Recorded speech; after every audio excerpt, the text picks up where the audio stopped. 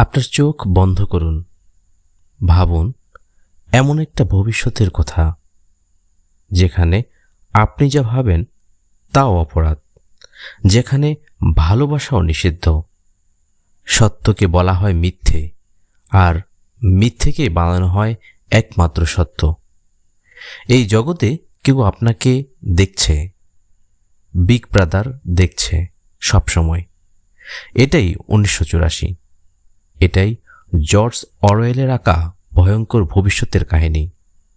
এবং আজ গল্প সুর আপনাকে শোনাবে সেই গল্প যেখানে মানুষ ছিল বেঁচে কিন্তু স্বাধীনতা ছিল মৃত। পর্ব 1, বড় ভাই তোমাকে দেখছে। শীতল একটা এপ্রিল মাসের দিন, ঘড়ির কাঁটা বাজে সকাল 9টা। বাতাসে ধুলোর গন্ধ, ভবনের দেয়াল ধূসর, ছাদের কার্নিশ থেকে পানির ধারা গড়িয়ে পড়ছে, ঠিক যেন এক বিষণ্ণ দুনিয়ার নিঃশব্দ কান্না। এই দুনিয়াটার নাম ওশেনিয়া। এখানকার প্রতিটি মানুষের জীবন চলে দ্য পার্টির নিয়মে, আর তাদের সর্বোচ্চ নেতা বিগ ব্রাদার, যার মুখ চারপাশে বিশাল পোস্টারে ঝুলছে। Big brother is watching you. এই বাক্যটা শুধু দেয়ালে নয়, মানুষের হাড় মজ্জায় গেঁথে গেছে। এই গল্পের নায়ক উইনস্টন স্মিথ। সে থাকে লন্ডনের এক পুরনো অ্যাপার্টমেন্টে। তার চোখে ক্লান্তি, মন ভার। সে কাজ করে মিনিস্ট্রি অফ ট্রুথে, এমন এক জায়গা যেখানে সত্যকে মিথ্যে বানানো হয় আর ইতিহাসকে বদলে ফেলা হয়। আজ সে আবার অফিস যাচ্ছে, কিন্তু তার বুকের ভেতর চলছে অন্যরকম এক যুদ্ধ। আমি কি ভুল করছি, ভাবে সে। তবে আসুন একটু পিছনে ফিরে যাই, এই ভয়ঙ্কর দুনিয়া কিভাবে তৈরি হলো। পর্ব 2, একটি অদৃশ্য যুদ্ধের জন্ম।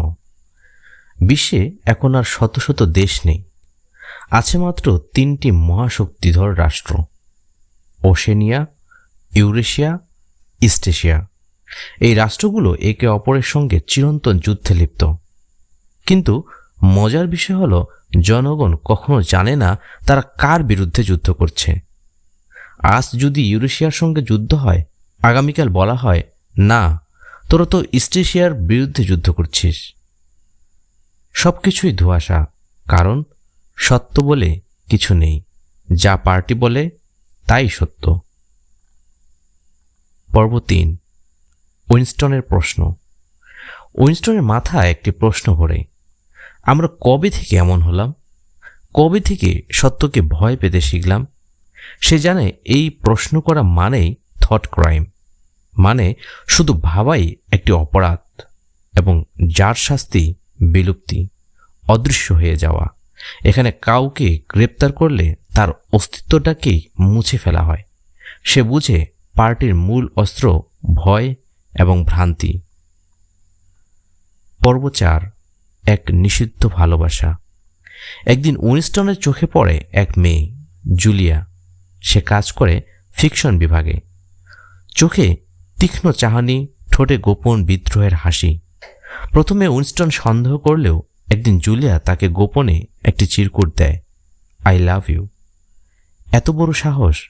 ভালোবাসা এখানে নিষিদ্ধ, প্রেম মানেই অপরাধ। তবু উইনস্টন আর জুলিয়া একসাথে এক ভাড়া করা গোপন রুমে দেখা করে। ওরা ভালোবাসে, নতুন করে শ্বাস নিতে চায়। ওরা বিশ্বাস করে মানুষ এখনো মানুষ আছে। পর্ব 5, বিশ্বাসঘাতকতা ও ধরা পড়া। তাদের সে গোপন রুমটাও ছিল এক ফাঁদ। দেয়ালের পিছনে ছিল টেলিস্ক্রিন। ওদের সব কথা, সব কান্না, সব প্রেম রেকর্ড হয়েছে। থট পুলিশ এসে ওদের ধরে নিয়ে যায়। টর্চার শুরু হয়, প্রেমকে ভেঙে ফেলা হয়, মনকে গুঁড়িয়ে দেওয়া হয়। তাদের শেখানো হয় বিগ ব্রাদারই সত্য। উইনস্টন আর জুলিয়া এখন আর প্রেমিক প্রেমিকা নয়, ওরা এখন ভীত মানুষ, যারা নিজের ছায়াকেও ভয় পায়। পর্ব 6, রুম 101। রুম 101 ওশেনিয়ার সবচেয়ে ভয়ঙ্কর ঘর। এখানে আনা হয় ব্যক্তিগত আতঙ্ককে সামনে এনে। উইনস্টনের ভয় ছিল ইঁদুর। তাকে বেঁধে রাখা হয়, তার চোখের সামনে ইঁদুর ছেড়ে দেওয়া হয়। সে চিৎকার করে ওঠে, নাও, ওকে ধরো, ওকে দাও, জুলিয়াকে দাও, আমাকে নয়। এটাই চেয়েছিল পার্টি, একজন মানুষের সব ভালোবাসা, সব মূল্যবোধ যেন মুছে যায়। পর্ব 7, শেষের কথা। উইনস্টন এমন এক ভদ্র নাগরিক, সে পার্টিকে ভালোবাসে। সে টেলিস্ক্রিন দেখে হাসে। সে জানে না সত্য কি, মিথ্যা কি। সে এখন বলে 2+2 = 5। বন্ধুরা, এই গল্প শুধুই গল্প নয়, এজন্য এক ভবিষ্যতের সতর্ক বার্তা, যেখানে তথ্য মুছে ফেলা হয়, মানুষকে নিয়ন্ত্রণ করা হয় তার ভাবনার মাধ্যমে, আর স্বাধীনতা হয় শুধু এক নামমাত্র শব্দ। 1984 আমাদের শেখায়, যদি আমরা চোখ বন্ধ করে থাকি, তবে একদিন সত্যিই বিগ ব্রাদার আমাদের সবাইকে দেখবে। পর্ব 2, ইতিহাস যেভাবে প্রতিদিন নতুন করে লেখা হয়। সকালবেলা উইনস্টন তার অফিস ডেস্কে বসে আছে। চোখের সামনে একটি পুরনো খবরের কাগজের কাটা অংশ। তার কাজ এটা মুছে ফেলা, কারণ সেই খবরটায় লেখা ছিল এক তথ্য যা এখন আর পার্টির বক্তব্যের সঙ্গে মেলে না। সেদিন লেখা হয়েছিল ইউরেশিয়ার সঙ্গে মৈত্রী হয়েছে। আজ পার্টি বলছে ইউরেশিয়া চিরশত্রু। তাহলে সেদিনের খবর কি ছিল মিথ্যা, না আজকেরটাই? উইনস্টনের মন প্রশ্নে ভরে যায়, কিন্তু প্রশ্ন করাও তো থট ক্রাইম। তবুও ভিতরে ভিতরে এক অদৃশ্য বিদ্রোহ জেগে ওঠে তার। মিনিস্ট্রি অফ ট্রুথ বা সত্য মন্ত্রণালয় নামে সত্য থাকলেও এখানে তৈরি হয় মিথ্যার পাহাড়। উইনস্টন কাজ করে এমন এক বিভাগে যেখানে তার কাজ পুরনো সব নথিপত্র, বই, ছবি, ইতিহাস পরিবর্তন করা।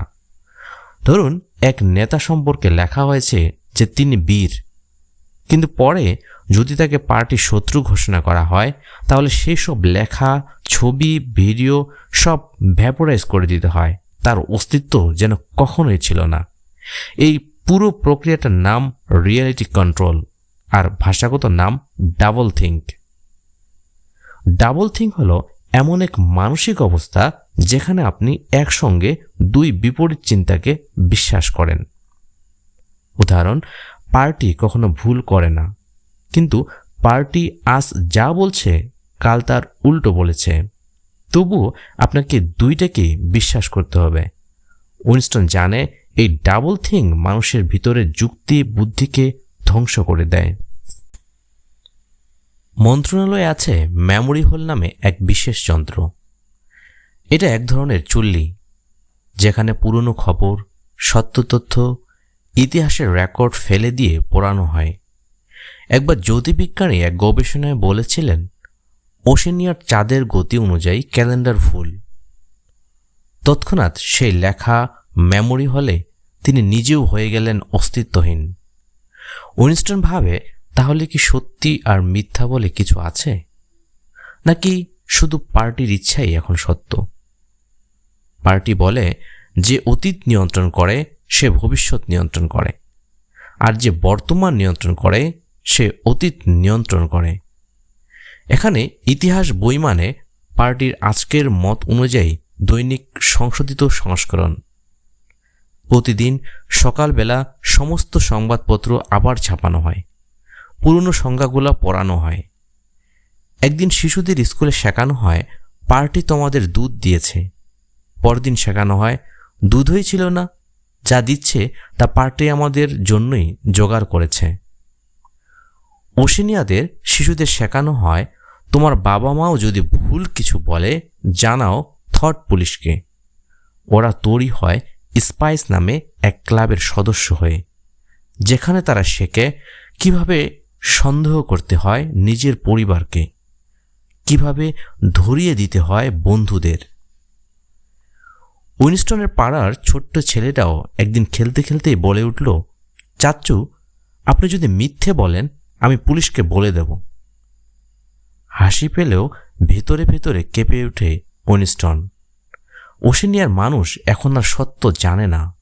তারা জানে না তারা কোথা থেকে এসেছে, তাদের কি কেড়ে নেওয়া হয়েছে। কারণ প্রতিদিনই ইতিহাস বদলানো হয়। এখানে সব কিছুর উদ্দেশ্য একটাই, পার্টিকে অমর, অপরিবর্তনীয় ও অলঙ্ঘনীয় হিসেবে প্রতিষ্ঠা করা। গল্পসুরের প্রশ্ন, সত্য যদি প্রতিদিন বদলায় তাহলে মানুষ কিভাবে মানুষ থাকে?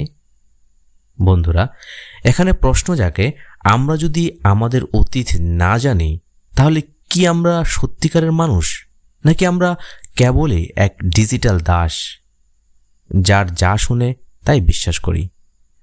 উইনস্টনও এই প্রশ্নের উত্তর খুঁজছিল। তার ভিতরের কণ্ঠস্বর বলছিল, সত্য আছে, তোমাকে সেটা খুঁজে বের করতেই হবে।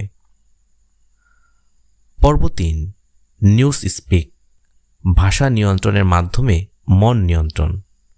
ধরুন আপনি কাউকে বলতে চাইলেন এই শাসন অন্যায়, কিন্তু আপনার ভাষায় এই কথাটা বলার জন্য কোনো শব্দই নেই।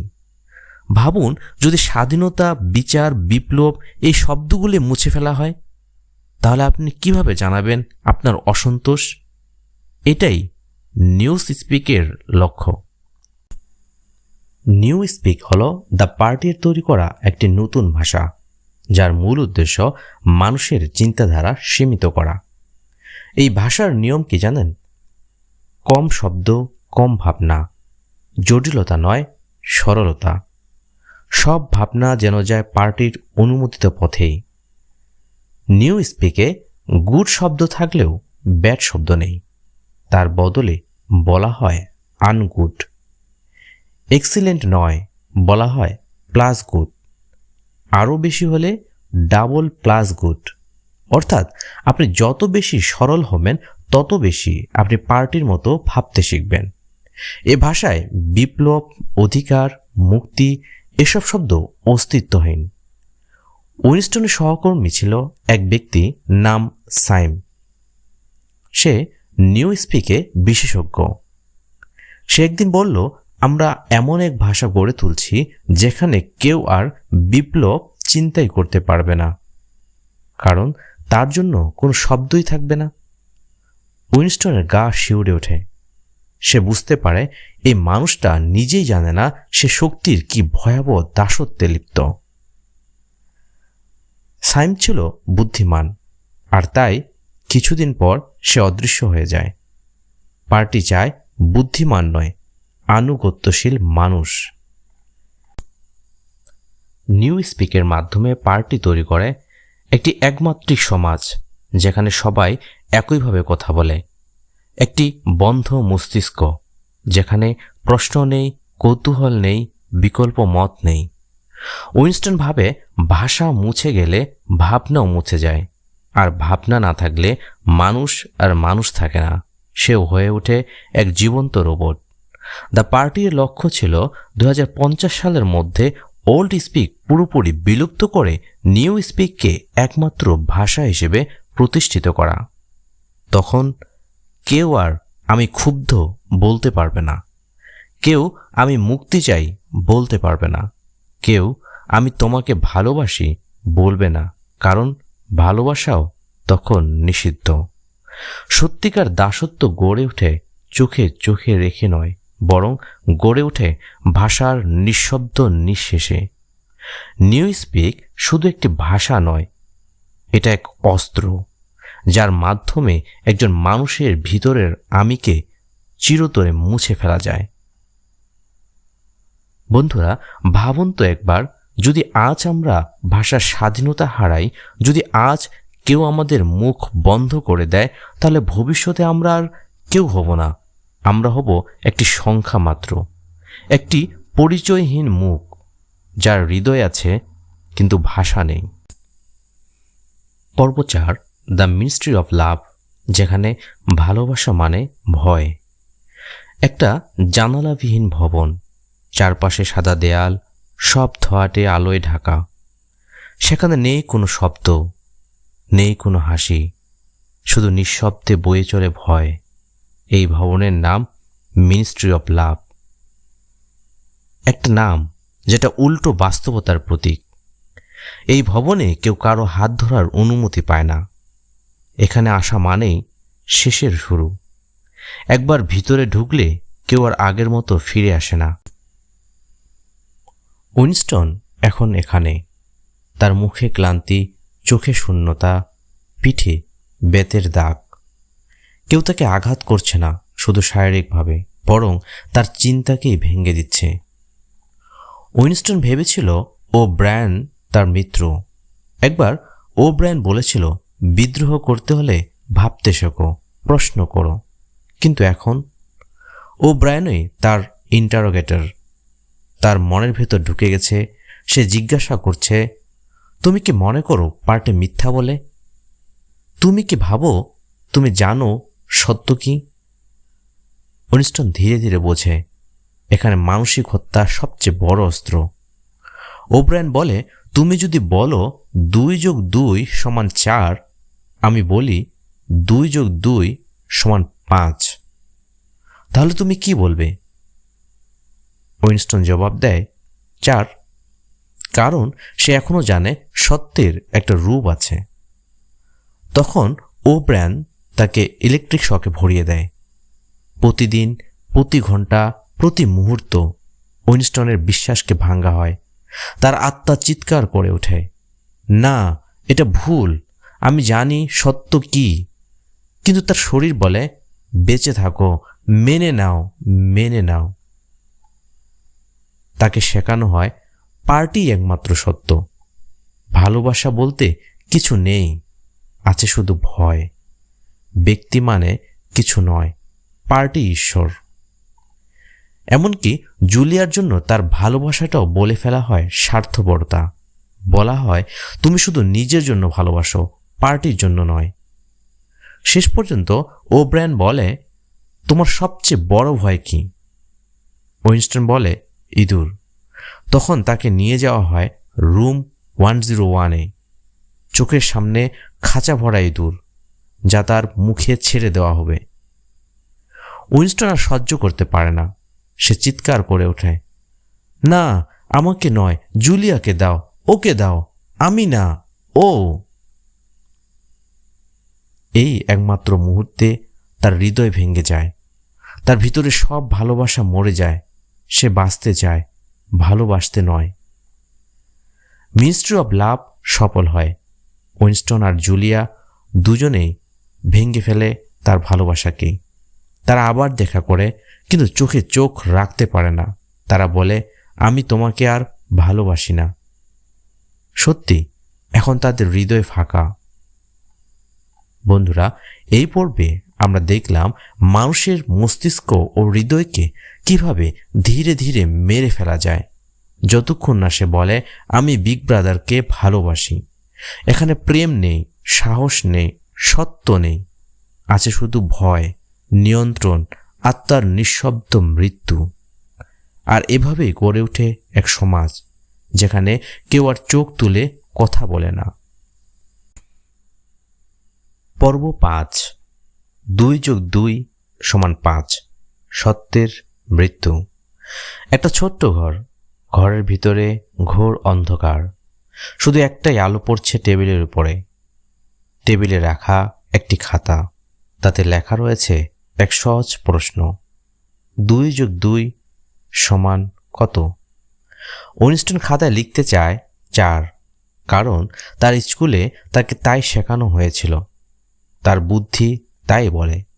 কিন্তু তার মাথার মধ্যে এখন বাজছে ওব্রায়ানের কণ্ঠ। সত্য হলো যা পার্টি বলে। যদি আমরা বলি 2+2=5, তাহলে সেটাই সত্য। প্রথমবার যখন ওব্রায়ানে তাকে জিজ্ঞেস করেছিল, উইনস্টন 2+2 কত, সে বলেছিল 4। তখনই শুরু হয়েছিল বিদ্যুৎ স্পৃষ্ট করে তাকে ভাঙা। বারবার প্রশ্ন, বারবার অত্যাচার, বারবার ভুল প্রমাণ করার চেষ্টা। কিন্তু একটা সময় উইনস্টনের চোখে অশ্রু, মুখে কাঁপুনি আর মনে এক অদ্ভুত আতঙ্ক। সে বলে, আমাকে বলুন কি সত্য, আমি বিশ্বাস করব। শুধু আমাকে আর কষ্ট দেবেন না। ওব্রায়ান বলে, আমরা চাই না তুমি শুধু বলো 2+2=5। আমরা চাই তুমি বিশ্বাস করো যেন এটা তোমার নিজের উপলব্ধি। এটাই পার্টির উদ্দেশ্য। মানুষ যেন স্বেচ্ছায় নিজের চিন্তা ছেড়ে দেয়, না চাইতেও নয়, জোর করে নয়। ভবিষ্যতের মানুষ যেন নিজের ইচ্ছেতেই ভুলকে সত্য ভাবে। উইনস্টন আয়নার সামনে দাঁড়ায়। সে নিজের চোখে তাকিয়ে থাকে। সে ভাবতে চেষ্টা করে, আমি কি সত্যি বিশ্বাস করি 2+2=5? তার মন বলে না, তার মগজ বলে 4, সবসময় 4। কিন্তু তার ঠোঁট ফিসফিস করে 5। আর সে জানে এটাই পার্টির জয়। এই সমাজে সত্য বলে কিচ্ছু নেই। কোনো যুক্তি, কোনো তর্ক, কোনো স্বাধীনবোধ সবই পার্টির ইচ্ছায় নিয়ন্ত্রিত। 2+2=5 এমনটাই যদি পার্টি বলে, তাহলে আপনি আপনার চোখে, কান, মস্তিষ্কেও বিশ্বাস করতে পারবেন না। এই বাস্তবতাকে বলা হয় রিয়ালিটি কন্ট্রোল, বাস্তবকে নিয়ন্ত্রণ করার ক্ষমতা। বন্ধুরা, এখন একটু নিজের ভিতরে তাকান। এই পৃথিবীতেও কি মাঝে মাঝে আমাদের বলা হয় সত্য তাই যা ক্ষমতাবানরা বলে? যখন মানুষ অন্যায়ের প্রতিবাদ করে তাকে বলা হয় অবাধ্য। যখন মানুষ সত্য বলে তাকে বলা হয় বিদ্রোহী। এটাই কি অরওয়েলের ভবিষ্যৎ? তাহলে আমরা আজও কি 1984-তে বাস করছি? পর্ব 6, ভালোবাসা নিষিদ্ধ, মানুষে মানুষে দেয়াল। ভালোবাসা এটি কি কেবল হৃদয়ের ব্যাপার, নাকি সমাজের বিরুদ্ধে নীরব বিদ্রোহ? উইনস্টন আর জুলিয়া, তাদের সম্পর্কটা যেন একটা গুপ্ত সংগ্রাম। তারা শুধু প্রেমে পড়ে নাই, তারা চেয়েছিল মানুষ হয়ে বাঁচতে। তাদের কাছে ভালোবাসা মানে ছিল পার্টির বিপরীতে দাঁড়িয়ে মুক্তির স্বাদ পাওয়া। একটা ঘর ছিল পুরনো অ্যান্টিক দোকানের উপরের ফ্ল্যাটে। সে ঘরে জানালার পাশে ছিল একটা খাট, একটা চা টেবিল আর একজোড়া ফুলের পর্দা। এই জায়গাটা ছিল উইনস্টন আর জুলিয়ার স্বাধীনতার স্বপ্নঘর। তারা এখানে কথা বলতো পার্টির বিরুদ্ধে, অতীতের স্মৃতিতে ডুবে, আর কল্পনা করত এমন একটা ভবিষ্যৎ যেখানে তারা নিজেরা সিদ্ধান্ত নেবে কি ভালোবাসবে, কাকে ভালোবাসবে, কেন ভালোবাসবে। কিন্তু একটা দিন ঘরে ঢুকে গেল কালো ইউনিফর্ম পরা কিছু মানুষ। তারা জানালো পুরো ঘরটা ছিল নজরদারিতে। প্রতিটি শব্দ, প্রতিটি স্পর্শ, প্রতিটি চুম্বন রেকর্ডেড। ওরা কাউকে ছেড়ে দিল না। উইনস্টন আর জুলিয়াকে আলাদা করে বন্দি করল রুম 101। অবশেষে উইনস্টনের জন্য খুলে গেল সেই দরজা। এই রুমে সবাইকে দেওয়া হয় তার সবচেয়ে বড় ভয়। উইনস্টনের ভয় ছিল ইঁদুর। তার মাথার কাছে ইঁদুরের খাঁচা রেখে ওব্রায়ান বলল, তুমি যদি নিজেকে বাঁচাতে চাও, অন্য কারো মৃত্যু কামনা করো। জুলিয়ার মুখে ওদের পাঠিয়ে দাও। এটাই ছিল সত্যিকারের পরীক্ষা, ভালোবাসা না আত্মরক্ষা। আর উইনস্টন চিৎকার করে উঠল, জুলিয়ার উপর করো, ওর মুখে পাঠাও ওদের। রুম 101 থেকে বেরিয়ে এলো দুইটা মানুষ, উইনস্টন আর জুলিয়া। তারা একে অপরকে দেখল, কিন্তু চেনা মুখ যেন অচেনা। তারা একে অপরকে বলল, তোমাকেও আমি বিশ্বাসঘাতক করেছিলাম। আর তারা ভালোবাসে না। তারা এখন পার্টির অনুগত, কারণ পার্টি তাদের প্রেমকেই মুছে দিয়েছে। বন্ধুরা, এই অধ্যায় আমাদের শেখায় ভালোবাসা শুধু আবেগ নয়, ভালোবাসা ক্ষমতার বিরুদ্ধে এক বিপ্লব। কিন্তু যে রাষ্ট্র চায় সবকিছু নিয়ন্ত্রণ করতে, সে ভালোবাসাকেও ভয় পায়। তাই তারা এমন এক ব্যবস্থা তৈরি করে যেখানে একজন প্রেমিক আরেকজনকে নিজ হাতে ত্যাগ করে। ভালোবাসাহীন সমাজ, মানুষের অন্তহীন নিঃসঙ্গতা। পর্ব 7, ইতিহাস বদলায়, সত্যও বদলায়, যদি পার্টি চায়। উইনস্টন স্মৃতির দাস নয়। সে জানে এই পৃথিবীতে এমন কিছু ঘটনা ঘটেছে যা কখনোই ভুলে যাওয়া উচিত নয়। কিন্তু প্রশ্ন হলো, তোমার স্মৃতি যদি পার্টির বিরুদ্ধে যায়, তবে কি সেটা ভুল? পার্টি বারবার বলে যেটা লেখা আছে সেটাই সত্য, যেটা পার্টি বলে সেটাই ইতিহাস। কিন্তু উইনস্টনের মনে আছে একটা পুরনো কাগজের টুকরো, যেখানে 3 জন বিপ্লবীর সই ছিল। তারা বলছিল তারা ফ্লোরেন্সে ছিল, কিন্তু ওই খবরের কাগজ প্রমাণ করছিল তারা তখন লন্ডনে ছিল, মানে তারা মিথ্যা বলেছিল। এটাই ছিল উইনস্টনের প্রথম প্রমাণ যে পার্টি ইতিহাস গড়ে, সত্য নয়। উইনস্টন কাজ করত মিনিস্ট্রি অফ ট্রুথে।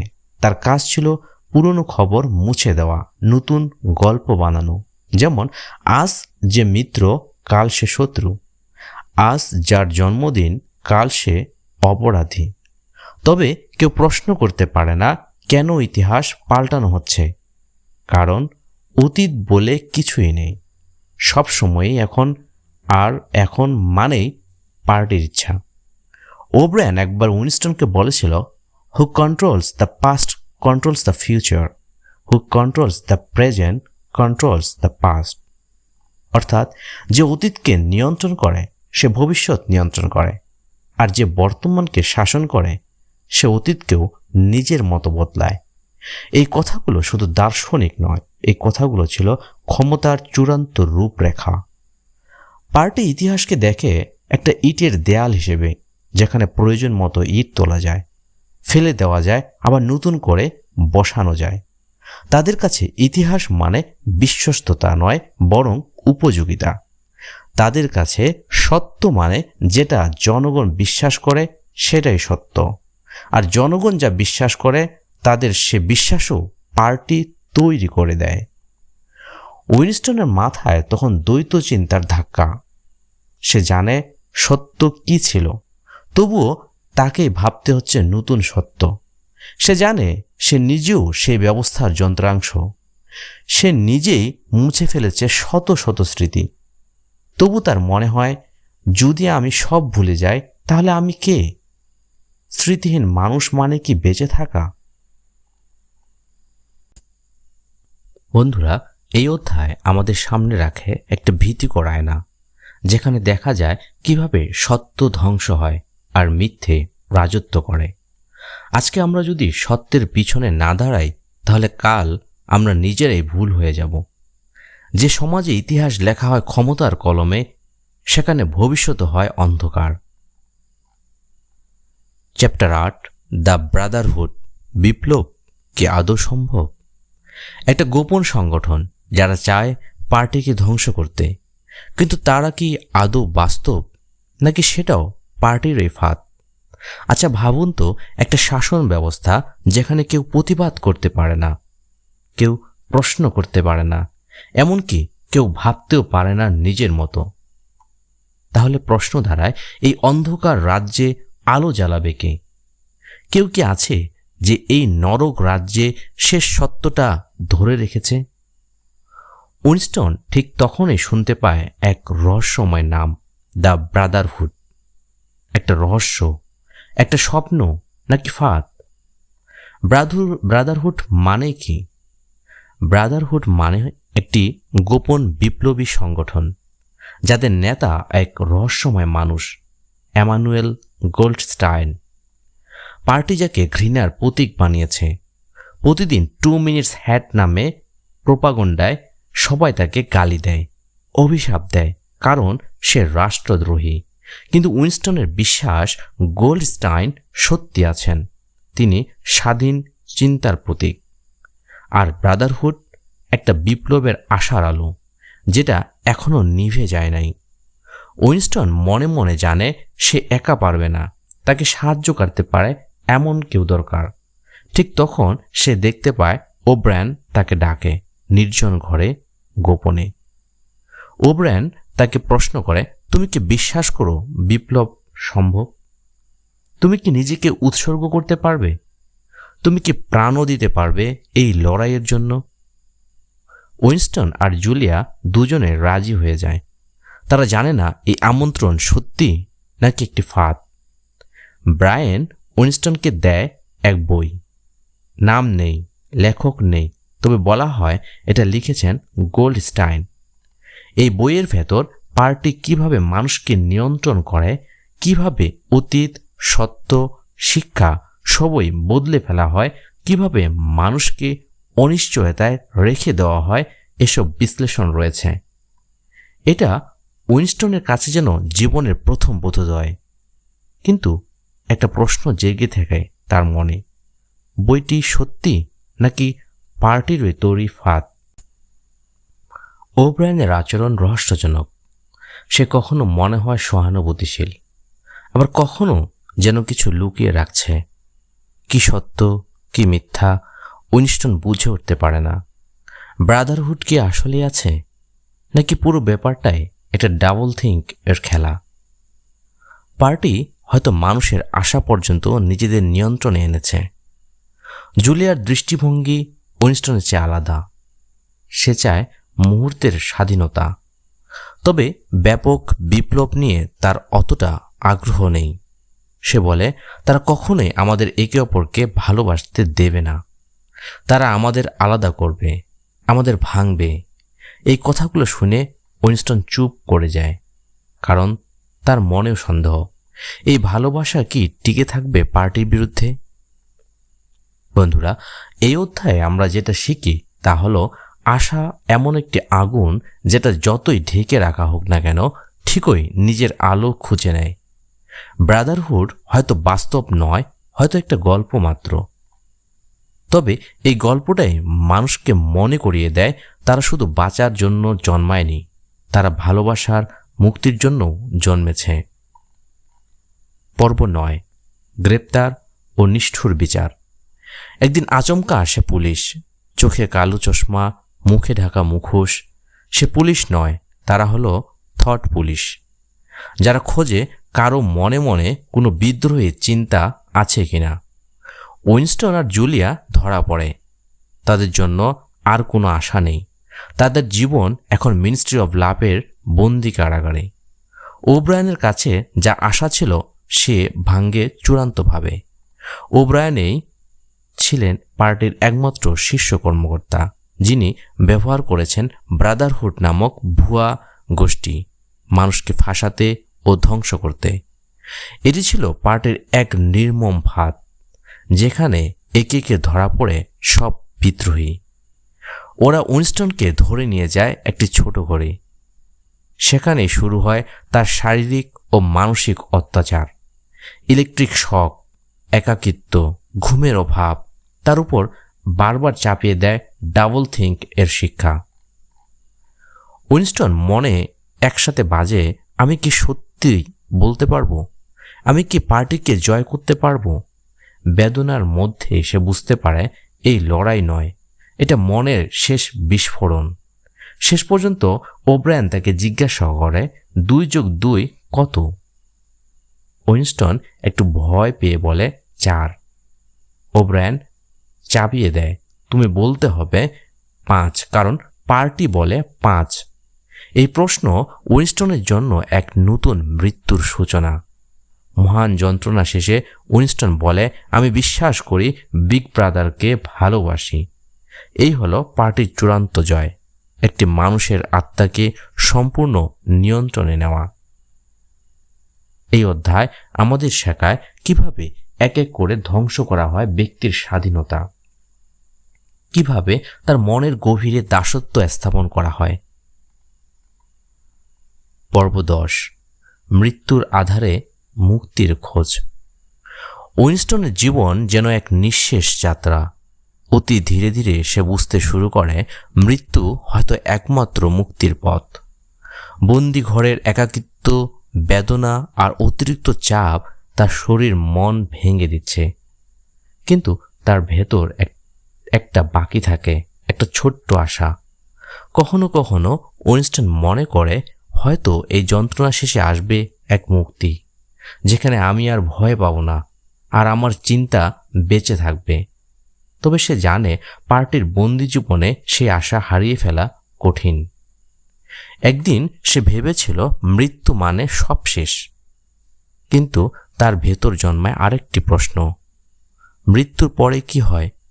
আমি কি সত্যি মুক্তি পাব, নাকি শুধু আরেকটা শৃঙ্খল শুরু হবে? উইনস্টন জেগে থাকে রাত জাগ্রত, স্মৃতির মধ্যে হারায় প্রেম, পিপাসা, বিদ্রোহ এবং স্বাধীনতা। সেই স্মৃতিগুলো আর তার নিজস্ব নয়, বরং তার দুঃস্বপ্নের অংশ। শেষমেশ উইনস্টন শিখে নেয় মৃত্যুর আগে মনকে পরাজিত করতে হয়। তখন তার হৃদয় চিৎকার করে, আমি বিগ ব্রাদারকে ভালোবাসি। এটাই ছিল শেষ বিদায়, একটি আত্মার মৃত্যু। বন্ধুরা, মৃত্যু কখনো সত্যিকার মুক্তি নয়, যদি মুক্তি না আসে আত্মার স্বাধীনতায়। একজন মানুষকে জোর করে যখন তার চিন্তা থেকে বঞ্চিত করা হয়, তখন সে মরেই জীবিত থাকে। পর্ব 11, বিগ ব্রাদার, যিনি সব দেখেন, সব জানেন। উইনস্টন এখন পুরোপুরি ভেঙে পড়েছে। তার মনের ভেতরে শুধু একটাই সত্য, বিগ ব্রাদারকে ভালোবাসা ছাড়া আর কিছু নেই। বিগ ব্রাদার সে শুধু একজন মানুষ নয়, একটা প্রতীক, একটা শাসকের অবয়ব, যিনি সর্বদা সকলের চোখে চোখে রাখেন। বিগ ব্রাদারের চোখ সর্বত্র, প্রতিটি দেয়ালে, প্রতিটি মনোজগতে তার ছবি ঝলমল করে। Big brother is watching you. এই বাক্য মানুষের হৃদয় বেঁধে রাখে ভয় আর আনুগত্যের সুতায়। উইনস্টন বসে একা, তার ভেতর আর কোনো বিদ্রোহ নেই, কেবল নিঃশ্বাসে ভরা শূন্যতা। সে ভাবছে, আমি বিগ ব্রাদারের ভালোবাসায় ডুবে গেছি, সে আমার জীবনের সব কিছু। এই হলো শেষ মুহূর্তের পরাজয়, একটা মানুষের আত্মার চূড়ান্ত বন্দিত্ব। 1984 থেকে আমাদের শিক্ষা স্বাধীন চিন্তা ধ্বংসের ভয়াবহতা, ক্ষমতার নির্বিচারের নিয়ন্ত্রণ, ভাষা, ইতিহাস, প্রেম সবকিছু নিয়ন্ত্রণের আওতায়। একটা সমাজ যেখানে মানুষ নয়, রোবট হয়। বন্ধুরা, 1984 শুধু একটি গল্প নয়, এটা আমাদের জন্য একটি সতর্কবাণী। যে কোনো সমাজে যদি ক্ষমতা সীমাহীন হয়, তাহলে সত্য আর স্বাধীনতা হারিয়ে যায়। আমরা যদি নিজেদের চিন্তা, ভাষা, স্মৃতি, ভালোবাসা রক্ষা করি, তাহলে মুক্তি সম্ভব। সেই মুক্তির জন্য লড়াই, এটাই আমাদের সত্যিকারের বিপ্লব। গল্পসুরের পক্ষ থেকে ধন্যবাদ আপনাদের সঙ্গে এই যাত্রা চালিয়ে যেতে পেরে আমি গর্বিত। যদি আরও গল্প শুনতে চান অথবা অন্য কোনো বই নিয়ে আলোচনা করতে চান, বলুন, আমি আছি। আপনার গল্পসুর, আপনার প্রিয় চ্যানেল।